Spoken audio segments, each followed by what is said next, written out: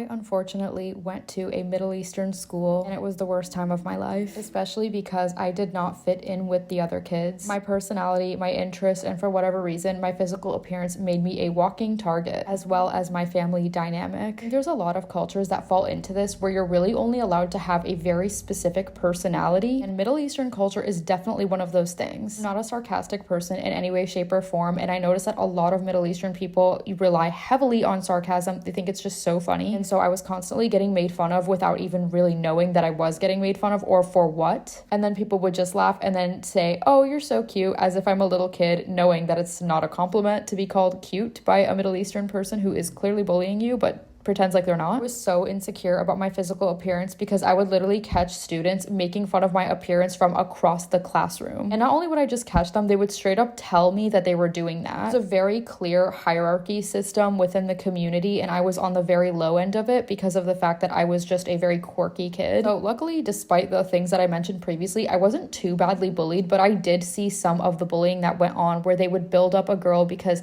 they would pretend to be obsessed with her just to tear her down later. Not to mention the bullying that would come if you're not the right type of Middle Eastern. It was just so sucky because my dad took me out of an American school because I was being bullied for being Middle Eastern there, and he put me in a Middle Eastern space thinking that I was going to be safer. But yeah, I was being made fun of for features that were shared by my Middle Eastern classmates. People would super passive aggressive make comments about my body and how they hated skinny girls. It was just insane.